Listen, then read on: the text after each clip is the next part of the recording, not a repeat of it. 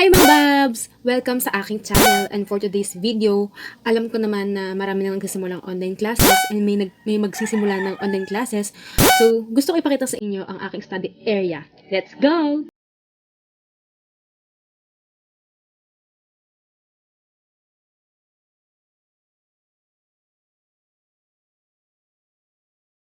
Ko kasi marami nang nagsisimulang online classes and I wanted to share you and ipakita sa inyo ang aking study area para makakuha kayo ng ideas or kung pwede nyo rin gayahin, no? So, bago magsimula ang video na to, kung may naririnig kayong mga mano or aso, huwag natin silang pakialaman dahil yun ang gusto na nila sa buhay nila at pakialaman natin ang mga buhay natin. So, papakita ko sa inyo and explain ko sa inyo kung para saan yun or para saan to. Kung gusto nyo gayahin, okay lang din. At least nakatulong ako sa inyo. And okay lang din kung basta papakita ko sa inyo para makakuha yung idea. So, let's go. Ito ang setup ng study area ko, no?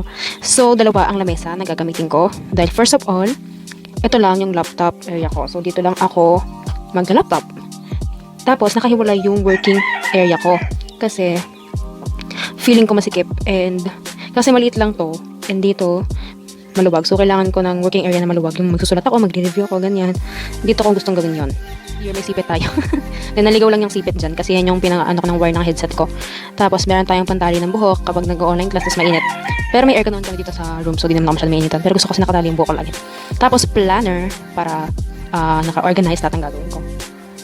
Ito yung tape, and reserve na tape para pag naubos to, meron ako naka-reserve doon. Tapos stapler, tapos suklay, ballpen, gunting, and yan, may rosary ako dito para kapag may exam, kapit kayo.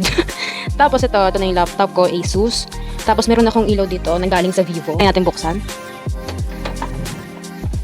So hindi kita. So papapatay ko yung ilaw. So yan guys, may ilaw na siya. Kasi minsan madilim yung camera ko. So kailangan ko ng ilaw. Para medyo maliwanag naman ako, diba? Ito mousepad. Ito yung tripod na ginagamit ko. Yung selfie stick na galing din sa Vivo. Tsaka yung box na galing sa Vivo. So Vivo baka naman. So, ayan, mesa. Ito, yung ilalim dyan ko lalagay yung mga modules ko, ganyan, para di mawala kasi may 50 pesos na bayad pag nawala yung modules. So, ito, yung lalagyan ko ng ibang gamit. Ito rin yung headset na ginagamit ko para sa online class. Tapos, andyan yung ID ko ng grade 11 kasi andyan yung LRN ko, hindi ko siya kumisado. Tapos, ito, yung upuan ko, may ganyan siyang unan. Kasi, para ma-straight yung back ko kasi kapag pag nagla-laptop ako, nakakuha ako. So, ang gusto kong gawin, ilalapit ko maigi yung upuan ko, tapos may ganyan, para straight pa rin yung back ko. So, yan po, ang itsura ng aking study area and very comfortable po ako dyan.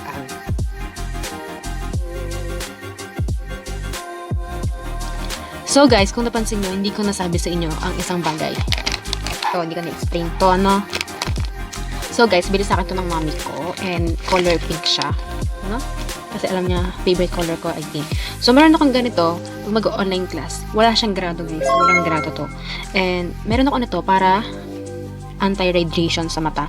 Kasi alam natin, pag mag-aaral tayo, no, matagal tayong nakatutok sa laptop natin, mga hours na nakatutok tayo sa laptop natin para makinig sa teacher natin. So, I suggest, guys, na bumili kayo nito para maprotektahan yung mata nyo at hindi ganun lumabo. Or para maiwasan din lumabo ang mata. Hindi ko alam kung magkano bili sa akin ni mami nito and saan niya to binili. Pero, may mga nakikita akong ganito sa Shopee or Lazada, mga around 40 to 80 pesos lang siya, guys. So, bumili kayo nito, guys, para iwas din talaga sa paglabo ng mata. Yun ang masasuggest ko. Because health is wealth. Yun, guys, kung nakita nyo yung tripod ko kanina, ganun lang po yung setup, kundi siya talagang tripod. Selfie stick na nakakabit sa box ng phone. And yung box ng phone may pangbigat. So, para makatipid din. Kasi, ba't ka bibili kung may alternative way naman na para magkaroon ka ng gusto mong setup, diba? So, you don't need to gastos ng madami kung may paraan naman para maging okay din yung setup. Ito ang aking pesto pag nag-online class kami. Ayan. So, actually, di pa naman kami nagsisimula, pero nag-orientation. So, ganito na yung setup ko. No? May laptop dito.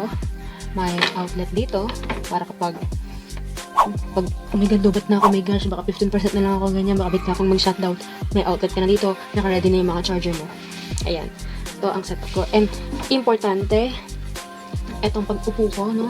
Ayan. Straight. No? Hindi nakagano'n. Ganyan lang. Relax lang. So, mas okay yung mas comfortable. And, pinili ko rin katabi ng cabinet ko. Para kapag medyo nangawit na kagaganyan ako. Diba? Tapos, nakapatong yung phone ko ngayon sa white table. So, pag may gagawin ako, usog ko lang ako. Dito ako sasanda. diretso go. Diba? So, sobrang komportable ako dito sa ginawa kong setup. I'm so excited na mag-aral. Kung pipiliin yung lugar ay yung komportable kayo. And siguro hindi ko may isasuggest na sa kama kayo maupo or sa upuan walang sandalan kasi hindi siya komportable. Tapos pag nasa kama ka, piliin mong mahigang gano'n. Katamarin ka, makapaganyan ka. Diba? Tapos malambot kasi masyado yun. So parang mangangawit ka dun. So yan guys. So sana nagustuhan nyo ang aking study area. And kung gusto nyo gayahin, pwedeng pwede. Okay na okay. Magandang gawin yan guys. And mas okay kung may sarili kang area. Kung saan mo gagawin yung mga dapat mong gawin. Hindi yung palipat-lipat ka, diba?